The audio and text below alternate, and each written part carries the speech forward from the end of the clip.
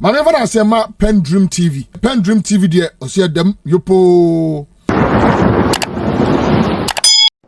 So again, so if you see the statements that the media coalition issued, our ask for the state of emergency was over the water bodies, over the buffers that have been set. Those are illegalities that should not be happening. Then also in the forest areas. And to make this point, that the distinction between small-scale mining and the illegality has to be made clear, because it has nothing to do with size.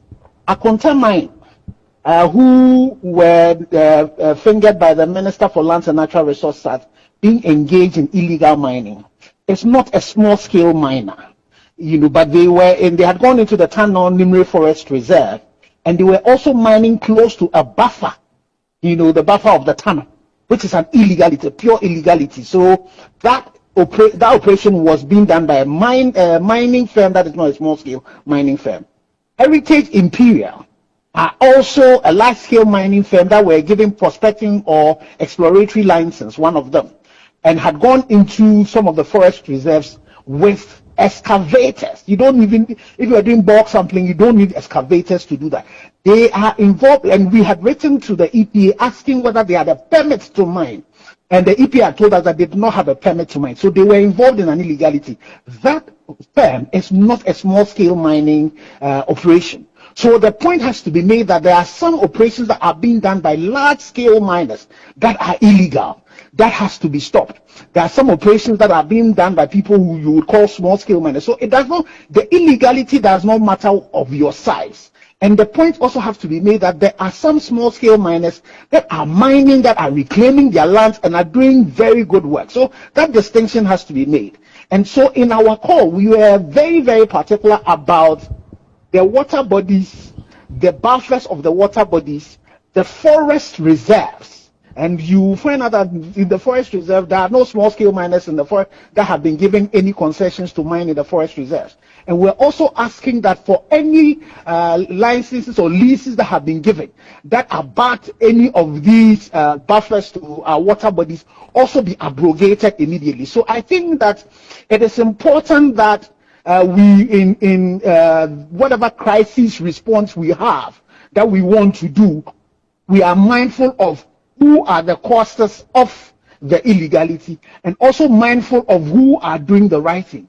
Unless we want to go the El Salvador way, where we decide that all mining should be banned, but to be discriminatory and then affect those who do legal work and add them to it, or leave those who also work and leave the illegal people with it, you would have a problem. So when you draw a Venn diagram of the challenge that you have, you want to deal with illegality, whether it's being done by a small-scale miner or it's being done by a large-scale miner. And most of that, we have laws already to do it. The only thing is the operationalization of the laws. That's why we are calling for a state of emergency over the water bodies and those areas I have mentioned, and in the forest reserves, and giving the president the powers under a state of emergency to be able to take all actions that are necessary. As we speak, the UK, for example, when they had their challenges with these routes, what did they do? They immediately had a court immediately set up. A number of people who have been arrested and imprisoned is the reason why they've been able to deal with the situation.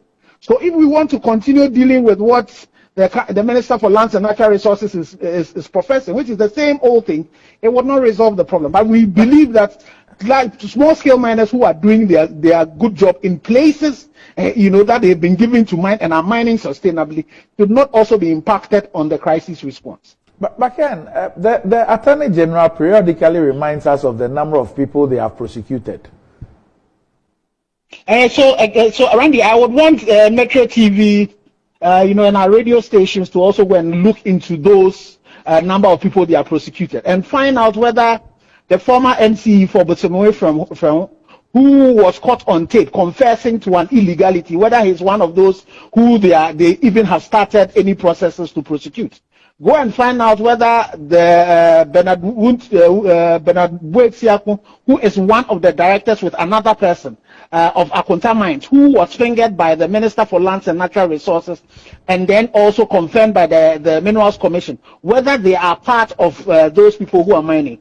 Go and find out again that the people who are brought in these excavators, and excavators, from their VIN numbers, you'll be able to tell those who imported them in, those who rented them, and all of that. Go and find out that those people, whether they are part of the people who are being prosecuted. Also, as you do that search, find out what has happened to a lot of the Chinese. You will be told that when they are arrested and they are finally taken to court, they will tell you that there are no translators. So most of them are let free. And let's not forget that we were in this country where when we were prosecuting Ashawan, and an attorney general before him, declared a nolle prosequi, and the senior minister came to justify the reason why that nolle prosequi has been granted. Fortunately, thank God for the current attorney general. We've been able to prosecute that woman, and she's in jail. I just hope that we'll be able to confirm whether she's actually in jail, because you remember at some point we were told that she has been deported, but the president was not even too sure whether that deportation has happened. So yes, some numbers have been done, but the devil is in the detail. Who are being arrested? And again, go back and remember that when John Peter Mewu was Minister for Lands, he brought us some intelligence report that had named the people who were doing it. And the two mentioned in the meeting that 30% of the people that they knew who was involved in Galămsey, or they themselves were involved in it. The Speaker of Parliament also said the same thing. So we know the influential people. Unfortunately, we are operating that spider's web thing, where it catches only the small people, but the big flies that fall into it break the web and go. So we are not dealing with the root cause of the problem. The people who are actually funding this, the people who are buying the gold, we are letting them scot-free, mostly because the leadership is complicit in it. The rich and influential people are complicit in it. It is the poor people, vulnerable people you find in the pits, who, because have seen that when the big people do it, nothing happens to them, also do it to earn a living, and they are the people who we normally arrested. So the 850 people, it would really be great to find out who are in that 850. Well, the Ministry of Lands and Natural Resources has issued a statement. I mean, after all what has been said, and I have even the TUC, the Organized Labor Statement, and they say that they're asking for an immediate declaration of state of emergency in line with the provisions of the 92 Constitution, Articles 31 and 31(4). The declaration must incorporate the following: A, an order to halt to all forms of mining, legal or illegal, in forest reserves and around water bodies. 2, immediate evacuation of all mining equipment in forest reserves and around water bodies. C, the deployment of the police and the military with full orders to remove or destroy all mining equipment and other earth-moving equipment around river bodies and in the forest reserves. 2, the immediate revocation of LI 2462 and withdrawal of all licenses that have been granted for prospecting and mining in forest and protected reserves and also around water bodies. 3, establish a special court to prosecute the perpetrators of this horrible crime. And Organized Labor says will urgently embark on series of demonstrations and a nationwide strike if government fails to address the concerns raised by end of September 2024, which would be some 17 days or 18 days away. However, in this press statement by the ministry, the press release by the Ministry of Lands and Natural Resources, paragraph 2 is the only paragraph that deals with issues of enforcement action. In fact, their statement deals with two things. They talk about reformative and strict enforcement. So the reformative is where they bring in the Minerals Commission. And then the strict enforcement, which is in paragraph 2, is what I'm going to read to you. And that is all what this statement says. The meeting adopted additional measures at tackling the age-old national problem of illegal small-scale mining in Galămsey. Through a comprehensive approach, the government will continue with a dual strategy of reformative measures and strict enforcement. The regional ministers, alongside their respective regional security councils, RECSEC, have been mandated to intensify enforcement actions within their various jurisdictions to contain incidents of illegal small-scale mining. And that is all what this statement speaks to with respect to all the issues that you've raised and the action that you have asked for. They say that the regional ministers, alongside their respective regional security councils, have been mandated to intensify enforcement actions within their various jurisdictions to contain incidents of illegal small-scale mining. So this is how government intends to deal with what we are talking about? So, Randy, again, so, yesterday when I saw the statement, I was almost weeping. It's as if the Minister for Lands and Natural Resources does not realize the enormity of the crisis that we are in. So that paragraph you read, there's nothing new about this. These regional ministers have been crossing the Enyinem Bridge, and they will see, the illegality that's happening there. You go around the Cobra and the tunnel and see all the chamfans that are on the water bodies. There's nothing new in that. And when you are in a crisis, you have a child who is hemorrhaging. You don't keep on just giving him or her some painkillers.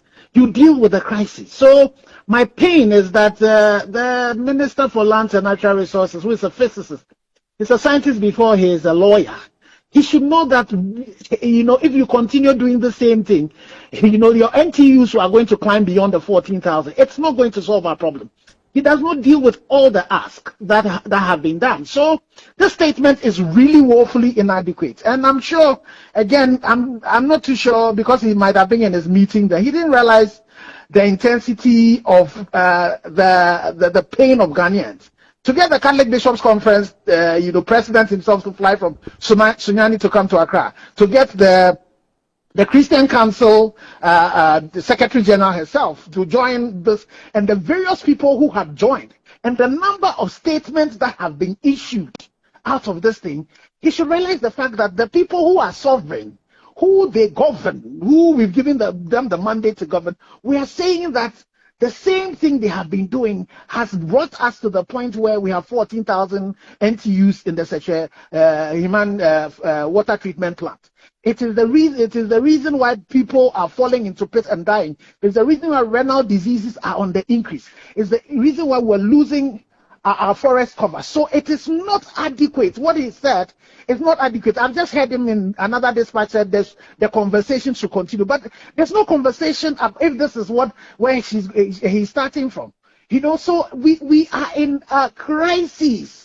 And you see, the crisis response is the things we've listed. When again you look at the TUC statement, they did not refer to whether large scale or small scale. They refer to places that the ban should happen on the river bodies, by the side of the river bodies, in the forest preserves. And these are the causes of our problems. And we cannot do it with the solutions that the Minister for Lands and Natural Resources has professed. So unfortunately, his statement does not even start it. It is what he has suggested is just the status quo, and that is not sufficient to deal with the crisis that is at hand. Well, Ken, when I saw the statement yesterday, and this morning I was even telling the panel that I decided to reserve my comments, because when I saw the Ministry of Lands and Natural Resources statement, it made me extremely angry. Yes. It made me extremely upset, and I'll just give you one reason. Just a couple of months ago on this station, we played a video of a parliamentary candidate in the Western region, yes, speaking to miners. Yes. And in the presence of the regional minister. And telling the miners about cadastral, is in fact the video that I'm showing now. That's the regional minister in the yellow or gold shirt with the sunglasses. Right there. And telling them that they're setting up a WhatsApp platform and all that. And that they have stopped the soldiers. They have prevented the soldiers from, that was the regional minister, that they prevented the soldiers, they have stopped the Galam, whatever. They have seized all that. And then this guy says that, look, we're setting up a WhatsApp platform, we're putting the minister on it, the MCE, and everybody else. If any soldier comes there to disturb you or seize your equipment, quickly get in touch with us and we'll sort it out for you. Now, the minister and his ministry are telling me that these same regional ministers and RECSEC are those who are supposed to enforce or ensure compliance to the law. I mean, how more can you insult my intelligence than this? But you make the point, and it is that has brought us to where we are. The fact that the people who have to police this thing have not shown, the willingness to crack the whip. And bear in mind, and you said it right, it's a parliamentary candidate And you, even if you listen to the utterances of, you read the manifestos of the two political parties, you don't see it anywhere that the crisis responding. You would have heard the former president also mention the fact that when he comes, people who have been arrested would be let go because you see, so the systems we have run all this while, it will not solve our problems for us. So you can't come and tell us the same thing and expect. We need something completely new that we have not done to find a way of resolving the problem that is at stake. So this one, I can understand your pain, and you have a reason why you should do that. And again, these regional ministers, how come that the president met all DCEs some time back? And these DCEs are being coordinated by the regional ministers. And all of these DCEs are at post. The central regional minister is at post. But then you have her water bodies there currently at 14 NTUs, and they are rationing water. But I'm pretty sure she would continuously have water to drink. So she will not be suffering the challenges of my colleagues who are in St. Augustine's College, my friends who are in Edina, who are suffering from the lack of water. So you see, the old ways of fighting this problem, it will not resolve it. That is why Christ said you don't put old wine in a new wine skin. You need new set of measures to be able to deal with, and those are the measures that have been outlined by all the bodies that are speaking. And I think that the minister needs to, maybe he's not read the room. He needs to read the room and see the things that we need to do to resolve the challenges that confront us.